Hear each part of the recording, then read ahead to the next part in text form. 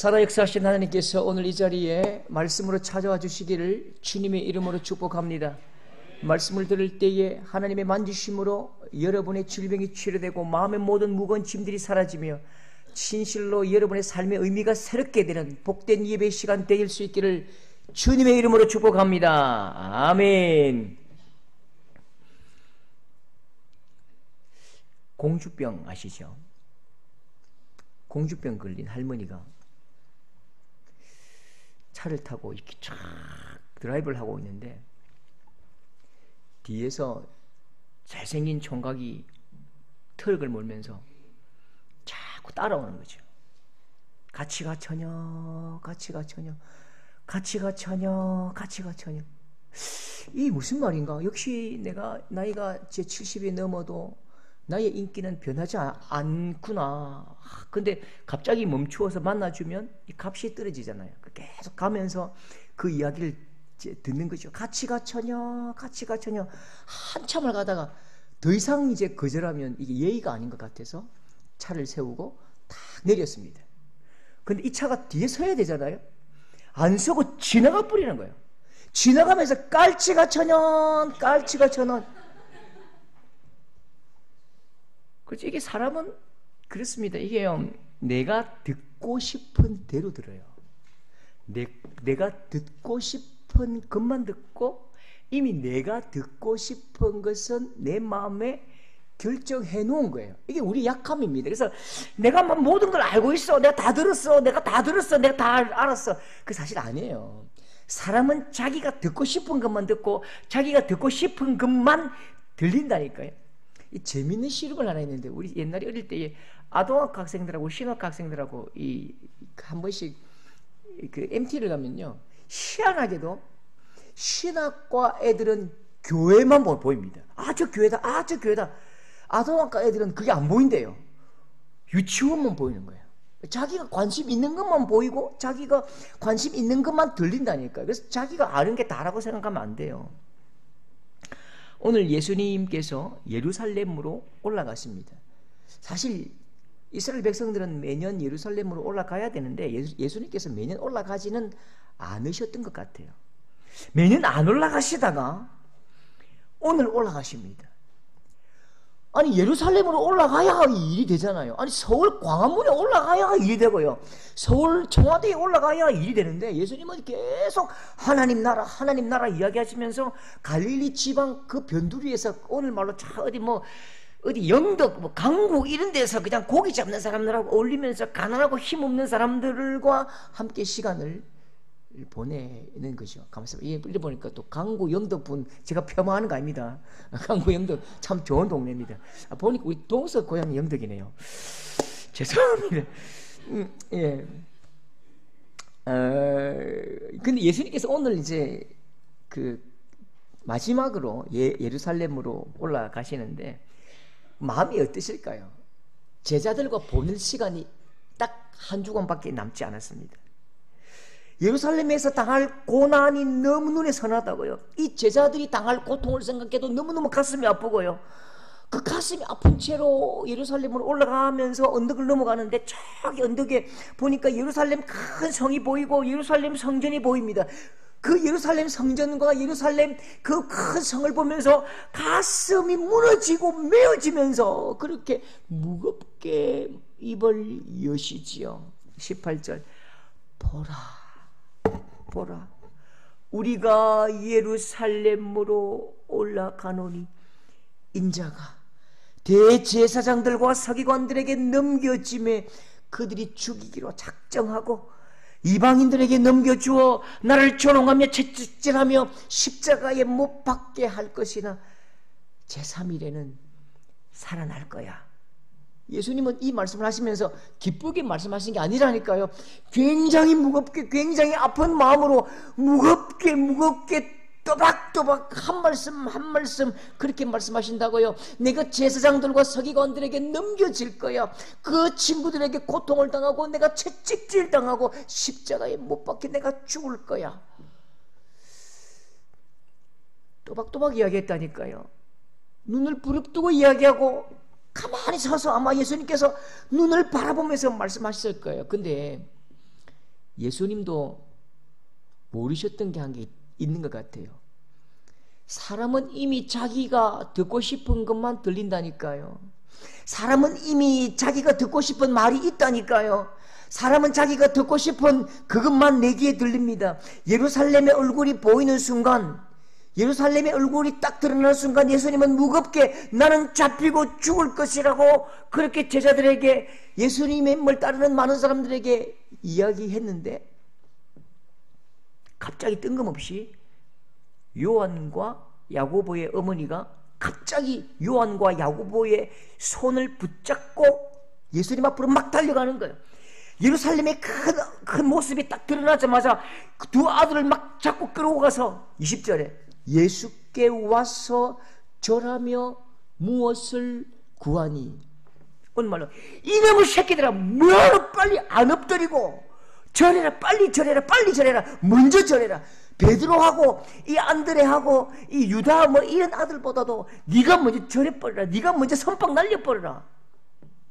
왜 갑자기 절을 하지요? 맥락이 안 맞잖아요. 분위기도 안 맞잖아요.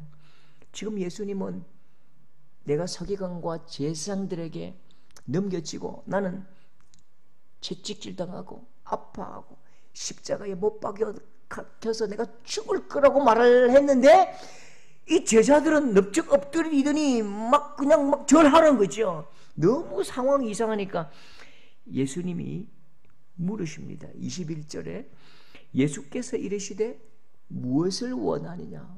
왜 무슨 일인데? 야, 이때요 치맛바람의 원조, 인사청탁의 원조인 이 어머니를 보십시오. 21절 이르되, 같이 합시다. 나의 이 두 아들을 주의 나라에서 하나는 주의 우편에 하나는 주의 좌편에 앉게 하소서. 예수님 저기 보이시죠? 저 예수님 지금 저 예루살렘 성에 들어갈 것이요, 저 예루살렘 성전에 들어갈 것이지요. 예수님 예루살렘 성에 들어가면 혁명을 일으키시고 수십만 명이 예수님을 따라와서 하나님 나라를 이제 만드시고 대통령 취임하시고 청와대 가실 건데, 야고보는 국무총리, 이 요한은 경제부총리, 맞지요? 맞지요? 참 희한합니다. 제자들도 예수님도 똑같은 장면을 눈으로 보고 있잖아요. 성전이 보이고 예루살렘의 성이 화려하게 엄청난 그 위용을 우리에게 보여준다고요. 그런데 똑같은 것을 보는데 생각이 전혀 다릅니다. 꿈이 전혀 달라요. 똑같은 것을 보고 있지만 기대가 다르고 생각도 다르고 꿈이 다르다고요. 이걸 사자성어로 동상이몽이라고 한다고 하대요. 똑같은 것을 보지만 전혀 꿈이 다릅니다. 여러분 얼마나 감정과 정서가 다른지 보십시오. 제자들은 막 가슴이 설레고 떨린다고요. 갈릴리촌에서 그렇게 다 뺏기고 구박당하고 무시당하고 살다가 내가 서울 왔는데 너무 신기하고 너무 기분 좋은 거예요. 예수님이 청와대 들어가실 때 나를 데리고 가시겠지, 나를 장관 삼으시고 총리 될 것 생각하니까 마음이 막 불이 타고 너무 기쁘다고요. 우리에게 열광하는 그 사람들을 보십시오. 요한복음 12장 13절 종려 가지를 가지고 맞으러 나아가 외치되 호산나 찬송하리로다 주의 이름으로 오시는 이여. 그 다음 뭐라고요? 곧 이스라엘 왕이시여, 이스라엘 왕이시여, 만세, 예수왕 만세, 예수왕 만세. 이미 왕이 돼버렸어요. 촌에서 물고기 잡다가 예수님 만나서 출세했습니다. 예수님 만나서 물질의 복을 받고 명예의 복도 받고 권력의 복도 받고 이제 막 신나고 잘되고 이제 집도 사고 이제 막 논도 사고 차도 사고 막 예수 믿고 복 받았다고요. 근데 이 제자들은 이렇게 마음이 들뜨고 기쁘고 잘됐다 잘될 거야, 좋아 막 기뻐하고, 니는 이제 장관 되면 뭐 할 건데, 나는 차 사야지, 나는 땅 사야지, 나는 아파트 30평 사야지, 이런 이야기하고 있는데 예수님의 감정은요, 예수님은 전혀 다른 감정이에요. 누가복음 19장 41절 가까이 오사 보이십니까? 같이 합시다. 시작. 가까이 오사 성을 보시며 우시며 이르시되, 성을 보시면서 예수님께서는 어떻게 했다고요? 눈물을 줄줄 흘리신다고요. 예수님의 마음은 전혀 달라요. 사람들이 불쌍하고 마음이 힘들고 제자들이 불쌍하고 고통당할 그 아픈 시간들을 생각할 때에 너무너무 아프고 이 예루살렘 성벽이 다 허물어질 것 생각하니까 너무 고통스럽고 같은 곳을 보고 있지만 다른 꿈을 꾸고 있습니다. 같은 곳에 있지만 다른 소망을 가지고 있지요. 3년이나 밥 같이 먹고 3년 동안 잠을 같이 잤는데 마음은 다르다고. 여러분, 마음이 다르면 그건 다른 사람입니다. 감정이 다르면 그건 다른 사람이에요. 저는 이게 굉장히 이 장면이 너무 두렵지 않습니까? 너무 무섭지 않습니까? 어쩌면 저와 여러분의 심장을 후벼 파는 말씀 한 구절인 것 같아요. 저 예수님 10년 믿었어요. 저 예수님 30년 믿었어요. 우리가 예수 믿고 예배드리고 30년 40년 예배드리고 기도하고 목사고 장로고 권사고 다 그렇게 섬겼지만 섬기고 일은 열심히 했는데 예수님과 전혀 다른 마음이라면 우리는 예수님의 사람이 아닌 거지요. 우리가 전혀 다른 주님의 마음이라면 주님의 마음과 전혀 다르다면 우리는 하나님의 나라의 사람이 아닌 거지요.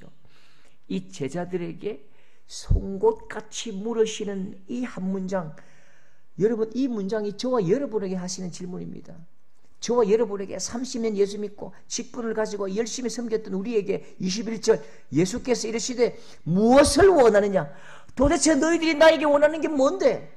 도대체 너희들이 나에게 원하는 것이 무엇이냐? 여러분 예수님 믿고 뭘 원하시지요? 여러분은 예수님께서 여러분에게 주시고 싶은 것과 여러분이 받고 싶은 게 똑같습니까? 어쩌면요 예수님이 주시고 싶은 것은 여러분에게 쓰레기 같고 내가 받고 싶은 것은 예수님께 쓰레기 같은 이 전혀 안 맞는 로또 인생 안 맞다 어찌 이리 안 맞노? 평생 안 맞노? 영원히 안 맞고 죽을 때까지 안 맞는 이 로또 인생 되면 안 되는 거예요. 그게 진짜 불행이라니까요. 제자들은 전부 자기 꿈이 있었습니다. 예수님의 꿈보다 자기 꿈이 더 크다고요. 하나님의 꿈? 그런 건 모르겠고 예수님은 그냥 내 꿈을 이루어주시면 돼. 예수님은 내 꿈을 이루시기 위해서 더 열심히 병 고치고 기적을 쏟아내야지. 마치 네 꿈이 뭔데? 내 꿈은 재벌이 되는 거예요. 재벌 2세가 되는 거예요. 근데 우리 아버지 때문에 이 꿈이 안 이루어질 것 같아요. 우리 아버지가 더 열심히 일해야 돼요. 뭐 이런 느낌 아닙니까? 내 꿈이 있어요. 내 소망이 있어요. 내 열망이 있어요. 이 열망을 위해서 예수님 당신은 좀 병도 많이 고치고 사람들을 좀 불러 모으고 정치적인 성공을 해야 돼요. 그러면 여러분 누가 주인입니까? 내가 주인이고 내가 왕이지요. 예수님은 뭐죠 그러면요? 예수님은 내 꿈을 이루어주는 그저 능력 많은 종일 뿐입니다. 제자들의 이 면면을 보십시오. 셀롯 신 시몬, 열심당 시몬, 그의 꿈이 무엇입니까? 예수님, 이스라엘의 왕이 되어서 우리를 좀 통일시켜 주시고 해방시켜 주십시오. 가롯 유다, 가롯 캐리엇 뜻은요 가슴에 칼을 차다 그 뜻입니다. 그러니까 지나가다가 로마의 군인만 보면 칼로 그냥 심장을 푹 찌르고 도망가 버립니다.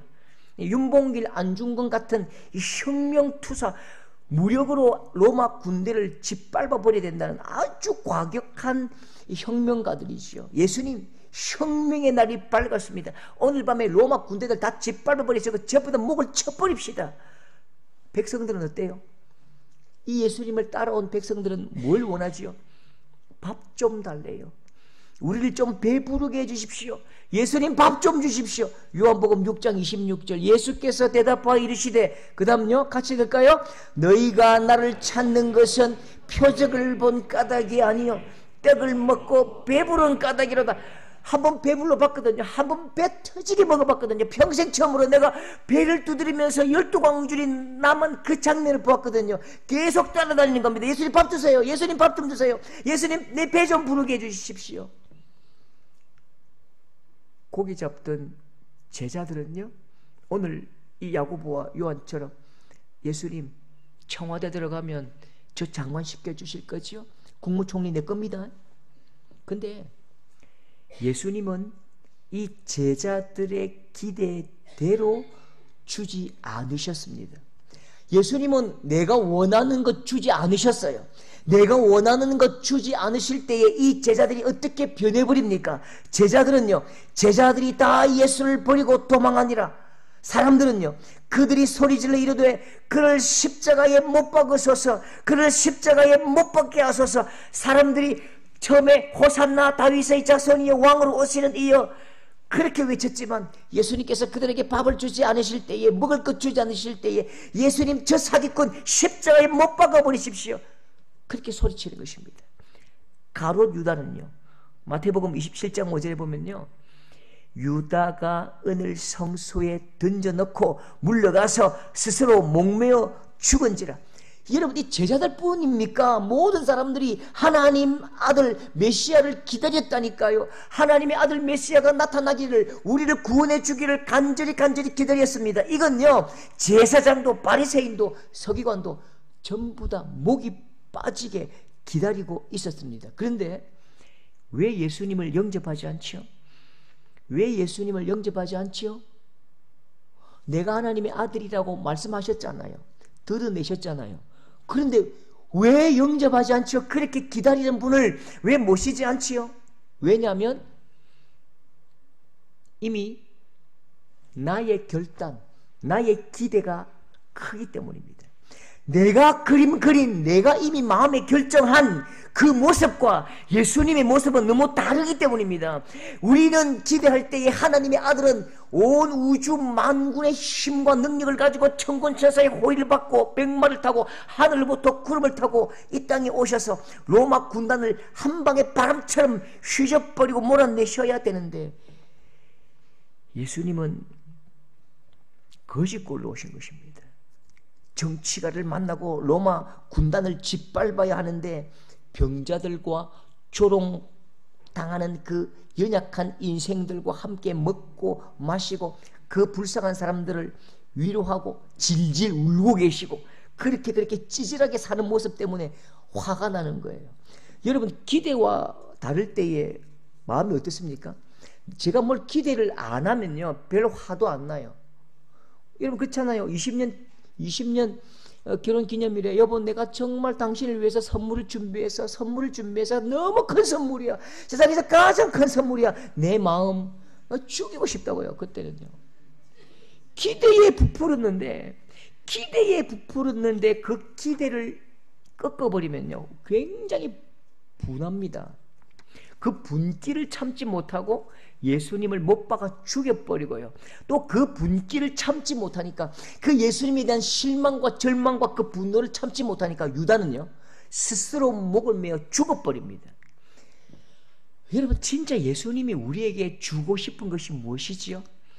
정말 예수님이 우리에게 주시고 싶은 게 뭐죠? 여러분, 내가 갖고 싶은 게 중요한 게 아니고요, 예수님이 나에게 주시고 싶은 것이 무엇인가, 그게 훨씬 더 중요한 것입니다. 여러분, 오늘 잘 확인하십시오.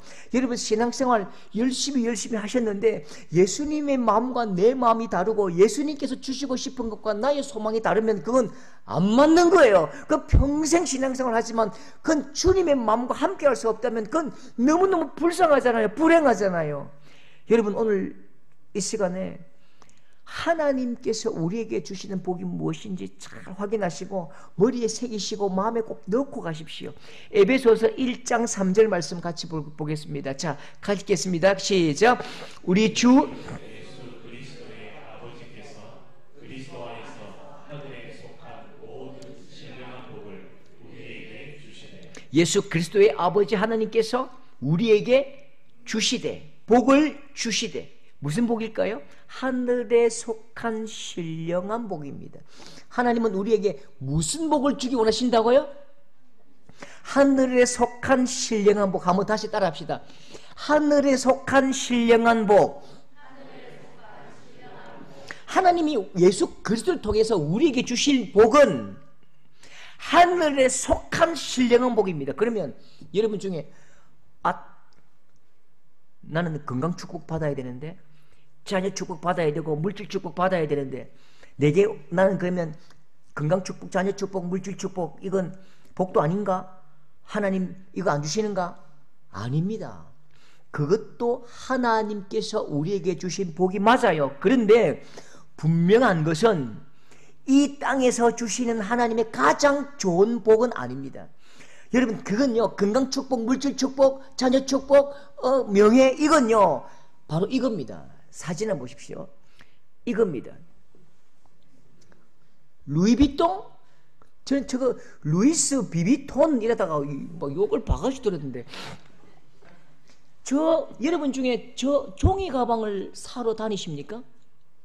여러분 중에 종이 가방을 사러 다니는 분이 계십니까? 어떤 분들 약간 허영이 심하신 분은 나는 이런 사람이라면서 저런 종이 가방을 들고 다니는 분도 있던데요. 저 종이 가방은 어떻게 하면 오지요? 그렇죠. 루이비통을 사면 저건 따라오는 겁니다. 저건 사는 게 아니에요. 저건 사는 게 아니고 루이비통을 사면 그냥 그저 주는 거라니까요.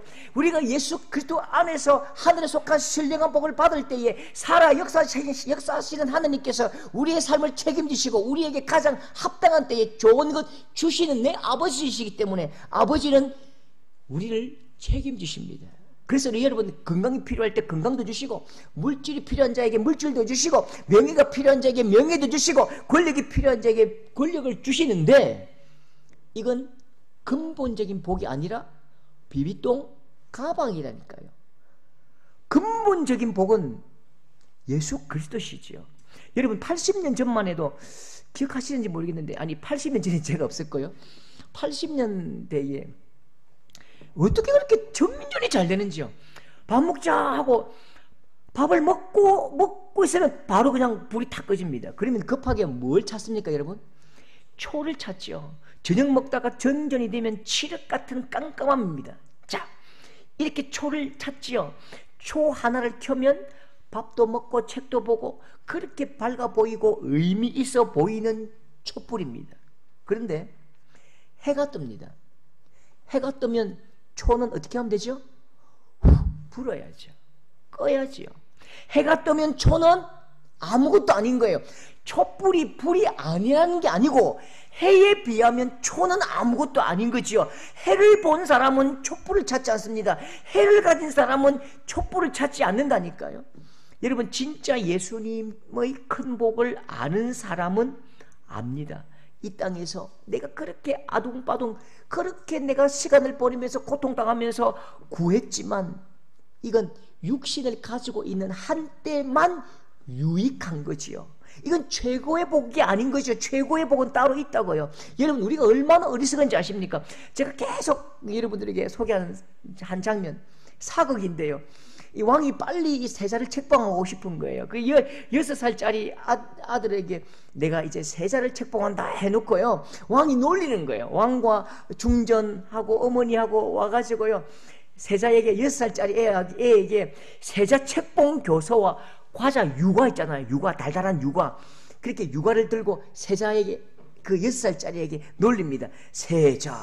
세자는 어느 것이 좋은고 하면 이 6살짜리가 뭘 달라 할까요? 유과를 달래요. 야, 이거 안 좋아? 이게 더 좋잖아. 그래서 왕이 세자 책봉 교서 두루마리를 딱 주면요, 걔가 어떻게 할 거예요? 잡고 집어 던져버리는 거죠. 집어 던져버리고 유과를 막 집어 먹으니까 왕과 신하와 그 중전이 깔깔거리고 웃습니다. 우리 모습이 꼭 이런 모습입니다. 여러분, 유과 그게 아무리 맛있어도 세자 책봉 교서와 그 비길 게 아닌 거지요. 여러분, 에베소서 1장 3절 그리스도 안에서 하늘에 속한 모든 신령한 복을 우리에게 주시되, 하나님은 우리에게 신령한 복을 주십니다. 근데 그 주실 신령한 복이 뭘까요? 첫 번째는요, 죄사함입니다. 에베소서 1장 7절, 에베소서 1장 3절의 신령한 복은 이것이다 말씀하시고, 에베소서 1장 7절에 그 복이 뭔지를 말씀하시는데, 우리는 같이 시작, 우리는 그리스도 안에서 그의 피로 말미암아 속량 곧 죄사함을 받았느니라. 그리스도 안에서 우리가 속량함 받았다. 우리가 죄사함을 받았다. 여러분, 죄사함이 가장 귀한 복인 줄 믿으실 수 있기를 축복합니다. 예수님은 우리에게 죄사함의 복을 주셨습니다. 속량의 복, 우리가 죄인 되었을 때에 우리를 위해 죽으심으로 속량, 죗값을 다 지불하시고 죄 사해 주셨다고. 여러분, 근데 죄가 뭐죠? 우리는 죄하니까 절도죄, 폭행죄, 신호위반 이것 생각하니까요. 여러분, 이게 안 맞는 거예요. 마음이 다른 거예요. 죄는요, 하나님과 분리된 것입니다. 생명이신 하나님과 분리된 것, 그게 죄라고요. 생명과 분리됨으로 죽었다고요. 생명이 없는 존재, 죽었던 존재, 그게 저와 여러분입니다. 이사야 59장 2절, 오직 너희 죄악이 너희와 너희 하나님 사이를 갈라놓았고, 죄가 나와 하나님 사이를 갈라놓았고 찢어버렸다고요. 에베소서 2장 1절, 그는 허물과 죄로 죽었던 너희를, 죄로 죽었던 너희를, 하나님과 분리됨으로 우리는 죽었다고요. 그게 우리 상태입니다. 우리의 모습이었다고요. 근데 우리는 그냥 이렇게 걸어다니고 잘 먹고 잘 사니까 우리 상태를 잘 몰라요. 우리의 상태를 잘 모른다니까요. 코로나 때에 앞에요, 아주 초창기에 우리 선배 중에 저보다 2배 큰 사람이 있습니다. 몸무게도 2배 나가고 키도 2배 큰 선배가 있습니다. 그러니까 이게 뭐 항상 학교에서 데모할 때에 이 형님 앞에 서면 한 30명은 막 몰고 가던 그런 형님인데 덩치가 엄청나고요. 그냥 막 100kg, 200kg를 들고 던질 수 있는 그런 선배니까 건강에 대해서는 전혀 염려하지 않았습니다. 그 목회하다가 서울에서 장기침을 안 먹는 거예요. 장기침이 안 멎으니까 조금 곤란하니까 병원 간 거예요. 이 형님에게 뭐 장기침, 감기 뭐 그건 아무것도 아니거든요. 그 타이레놀 한 2개 처방 받으러 갔는데 의사가 덩치가 산만하니까 아이고 선생님도 아픕니까? 라고 묻더니 코에다 뭐 푹 찌르더래요. 푹 찔렀는데 그 순간 어떻게 했을까요? 그 순간 전화하더니 빨리 샷터 내리라. 빨리 샷터 내리라. 전부 나가지 말고 전부 대기. 코로나인 거예요. 그 다음날 이 선배가 쓰러졌는데 6개월 동안 의식을 잃었습니다. 코호트 격리인가 뭐 그런 게 있대요. 아예 그냥 어떤 것도 들어가지 못하고 6개월 동안 쌓여져 가지고 정말 죽을 뻔했습니다. 생명이 위독하다. 장례를 준비하라는 그 이야기를 3번 4번 들었다니까요. 우리는 내가 어떤 상태인지 알지 못해요. 나는 그냥 뭐 기침 조금 하네. 여러분, 이 선배도 그때 병원 오지 않았으면 소천했겠지요. 아무것도 아닌 줄 알고 왔는데 최악의 상태, 죽음 직전에서 우리 선배가 살아난 것입니다. 여러분, 이게 우리의 모습입니다. 우리는 건강한 게 아니에요. 우리는 건강한 것처럼 보이지만 사실 우리는 죽었던 상태입니다. 죄가 하나님과 나를 갈라놓았고 허물과 죄로 죽었던 상태, 심각한 상태가 저와 여러분의 상태라고요. 여러분, 죽은 자에게 최고의 선물이 뭐죠? 죽은 자에게, 생명이 없는 그 사람에게 내가 복을 드릴게요. 물질의 복 받으시고, 건강의 복 받으시고, 자녀의 복 받으시고, 사업 2배 잘 되고 1,000만 원, 2,000만 원 막 드리면 죽은 분이 손이 쑥 올라와서 받고 고맙습니다 하고 또 죽습니까? 아니지요. 죽은 자에게 최고의 선물은 뭘까요? 생명입니다. 여러분, 예루살렘이 올라가는 이 제자들과 제자들의 어머니는 자기를 모르는 거예요. 내가 얼마나 심각한 상태요. 죽은 자라는 사실을 모르기 때문에 예루살렘에 올라가면, 예루살렘 큰 성을 보는 순간 저 예루살렘에 올라가면 주님 나에게 물질 축복 주시고 건강 축복 주시고 높은 자리 앉게 하시고 장관되게 하시고 그것만 주십시오. 그것만 주시면 예수님 감사하겠습니다. 그렇게 요청한다고요. 자기 자신의 상태가 무엇인지 얼마나 심각한지 모르기 때문에 타이레놀 하나를 주고 그만 집에 갈게요, 먹고 갈게요. 우리 선배의 모습과 똑같다니까요. 그런데 누가 알지요? 예수님은 아십니다. 의사는 알듯이 예수님은 아신다고요. 너 죽었어. 너 죽은 상태야. 넌 지금 죽은 상태야. 나는 너희에게 진짜 최고의 선물을 주고 싶어. 너 죽었는데 내가 너희에게 물질 주면 뭐하고, 내가 건강 주면 뭐하고, 내가 너희에게 명예와 권력을 줘들 뭐하겠냐. 너는 죽었어. 그래서 죽은 자에게 가장 최고의 선물 뭐지요? 2장 1절, 에베소서 2장 1절.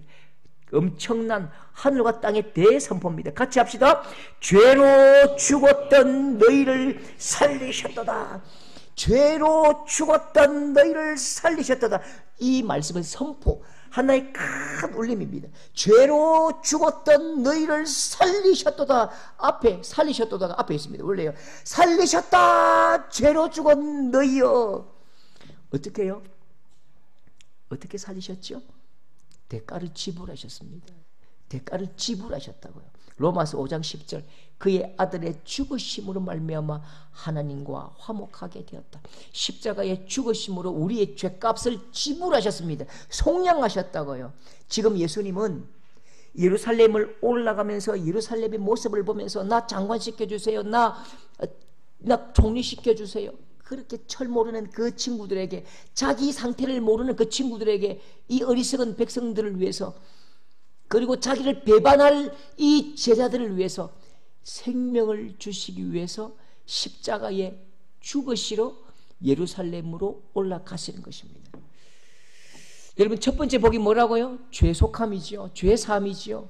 두 번째 복은요, 아들이 되게 하신 것입니다.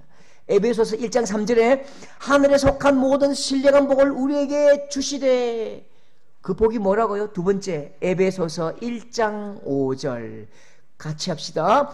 예수 그리스도로 말미암아 자기의 아들들이 되게 하셨으니. 한 번 더 합시다. 에베소서 1장 5절 다 같이. 예수 그리스도로 말미암아 자기의 아들들이 되게 하셨으니.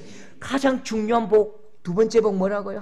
예수님께서 우리에게 주시고 싶어 하시는 복이 뭐라고요?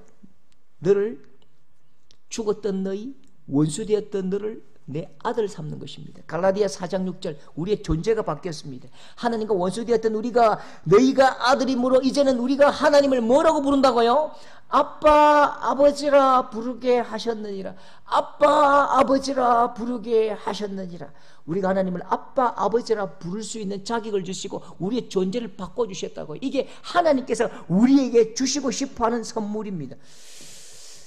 여러분, 고향 선배 잘 둬야 되는데요, 고향 선배 잘 두어야 좀 혜택을 볼 건데, 저는 우리 고향 선배님 때문에 혜택이 아니라 조금 손해를 보는 것 같아요. 우리 고향 선배 손양원 목사님, 나한테 대학 입학할 때에 어이구야 경남 함흥원 칠연면이가 니 손양원 목사님 후배네, 니도 손양원 목사님 따라해라. 그때는 손양원 목사님이 누구지 모르고 따라하겠습니다 했더니 막 순교하셨고 뭐 그렇게 따라하기 힘든 분이더라고요. 손양원 목사님의 희한하게 또 그 따님이 계셔요. 손동희 장 권사님인데, 손동희 권사님하고 같은 교회에서 신앙생활 한 적이 있습니다. 부산에서요. 우리 그렇게 생각하잖아요. 그 엄청난 분이죠. 사랑의 원자탄. 두 아들 동인과 동신을 죽이잖아요. 안재선 그 친구가요. 그러니까 아버지 가가지고 손양원 목사님 가셔가지고 그 아들 보면서, 싸늘하게 식어버린 그 아들 보면서, 그리고 잡혀있는, 경찰서에 잡혀있는 죽인 그 안재선 보면서, 아들아 천국 잘 가거라. 자, 안재선 너 내 아들 해라. 9가지 감사를 발표하겠습니다. 이렇게 했을까요? 그렇게 했다면 손양원 목사님은 정신병자죠. 정확하게 그 손동희 권사님을 통해서 아버지의 모습을 들은 적이 있습니다. 아버지가 어땠을까요? 아버지가요, 죽을 만큼 고통스러운 거예요. 내 두 아들이 싸늘하게 시신으로 죽어버린 그 모습을 보면서 가슴을 찢고 통곡하는데, 그리고 이 목사의 운명이라는 게 있어요. 자기가 장례를 침례하는데 울 수 없잖아요. 설교하면서 어떻게 울어요? 그 가슴을 찢으면서 설교를 하고 그렇게 9가지 감사를 하느님 앞에 드리는데, 그 목사님이 눈물로 그 아픔을 받아냅니다. 그리고 이 안재선을 아들로 삼잖아요. 아들로 삼을 때에 자기가 다 신원부정 다 해줍니다. 이 공산주의자이기 때문에 반드시 죽여야 된다고 이야기하지만 내가 정말 모든 책임을 다 지겠습니다. 이 아이가 사고를 치면 만약에 나쁜 짓을 하면 내가 다 갚겠습니다. 100배로 갚겠습니다. 그렇게 눈물 흘리고 무릎을 꿇고 그 아들을 빼내고 양자로 삼습니다. 근데요, 이 손동희 권사님이 오빠를 너무너무 사랑했고 그 순천 사고 났을 때에 걸어서 여수에서 순천까지 갔는데요, 그 시신을 보고 통곡을 하면서 그 앉아서 그 친구 죽이고 싶더래요. 뜯어 죽이고 싶더래요. 돌로 쳐 죽이고 싶더래요. 근데 갑자기 아버지가 새벽마다 기도하시고 고통당하시면서 울고 그렇게 아픔을 속으로 삼키시면서 아들로 입양하겠다고 발표할 순간 미쳐버리겠더래요. 아버지고 뭐고 간에 그냥 아버지의 멱살에도 잡고 그냥 다 죽이고 싶을 만큼 그 고통스러운 그 시간을 보냈답니다. 그리고 손영원 목사님도 이 아들 볼 때마다, 앉아서 볼 때마다 아들 생각나지 않겠습니까? 이 마음에 두 마음 세 마음입니다. 아들 천국에 갔으니까 내 아들, 이건 그런 거 아니에요. 내 아들을 죽인 이 아들을 정말 참 아들 삼기 위해서 그 목사님이 그 아픈 시간, 고통의 시간을 보냈는데 아파할 수가 없는 거예요. 부흥회를 데리고 가거든요. 부흥회를 데리고 가면서 동인동신 설교할 때마다 사실 이빨을 깨물고 해서 이빨이 다 나가버립니다. 왜요? 동인동신 설교할 때마다 내가 통곡하며 울면 누가 가슴이 아파요? 이 회개하고 돌아온 이 안재선 전도사, 이 사람이 너무 아프잖아요. 그러니까 의도적으로 일부러라도 그렇게 기쁜 척 하나님께서 은혜 주셨고 우리가 감사해야 됩니다. 내 아들 천국 갔으니 더 감사한 일이지요. 이렇게 하면서 그 아프면서도 아프지 않은 척 했던 그 아버지, 두 아들의 죽음을 가슴에 품고 심장을 도려내는 아픔을 가졌지만 이빨을 꼭 깨물고 참아야 했던 그 아버지의 마음을 저에게 들려주셨습니다. 여러분, 우리가요 어떤 상태냐면 로마서 5장 10절 보십시오. 저와 여러분은 일반적인 보통 사람이 아니고요, 하나님과 어떤 관계냐면요, 보십시오. 로마서 5장 10절 우리가 시작. 우리가 원수 되었을 때에 아들의 죽으심으로 말미암아 하나님과 화목하게 되었은즉. 우리가 누구와 원수 되었다고요? 우리는 하나님과 원수 되었다고요. 우리가 하나님과 원수 되었고 예수 그리스도를 누가 죽였다고요? 답해 보십시오. 예수 그리스도를 로마 군병이 죽였다고요? 아이고, 그 정말 그 복음을 모르는 사람들입니다. 예수 그리스도를 죽여라. 그리고 십자가에 못 박아 죽인 자는 로마 군병이 아니라니까요. 저와 여러분입니다. 저와 여러분이 예수 그리스도 하나님의 아들을 십자가에 못 박아 죽인 것입니다. 그리고 에베소서 2장 16절 십자가로 원수된 것을 그 몸으로 소멸하시고. 우리는 원래 하나님과 원수되었어요. 원수였다니까요. 원수를 하나님께서 우리를 아들 삼으시고 독생자 예수 그리스도를 십자가에 내어주셨고 예수 그리스도의 상속자, 하나님 나라의 상속자 그 자리를 우리에게 주셨다고요. 여러분, 이 하나님의 아픔이 얼마나 아프시든지 예수 그리스도께서 십자가에 딱 돌아가신 그날에 하늘이 울리고 땅이 울리고 큰 휘장이 찢어진다고요. 여러분, 정리합시다. 하나님께서 우리에게 주신 최고의 선물이 예수님이십니다. 다시 한 번 더. 하나님이 우리에게 주신 최고의 선물은 누구라고요? 예수님입니다. 예수님을 통해 따라온 선물은 생명이고요, 우리가 하나님의 아들, 딸 된 것이 하나님께서 우리에게 주실 최고의 선물입니다. 여러분, 예수님, 하나님께서 내게 주시고 싶어 하신 그 예수님 손을 꼭 쥔 손은 모든 것을 다 쥐고 있는 손입니다. 예수님 품에 안긴 나는 모든 것을 다 품고 있는 사람입니다. 여러분, 나를 위해 죽기까지 사랑하시고 모든 것을 내어주신 이 예수님의 사랑을 마음껏 누리는 우리 고난주간을 보내시는 성도들 다 될 수 있기를 주님의 이름으로 축복합니다. 여러분, 주님 손 붙들면 모든 것들 다 붙든 것이고 주님 품에 안겨 있으면 다 품은 것입니다. 여러분, 주님 꼭 부여잡고 날마다 복된 삶을 살아가시는 여러분 될 수 있기를 주님의 이름으로 축복합니다.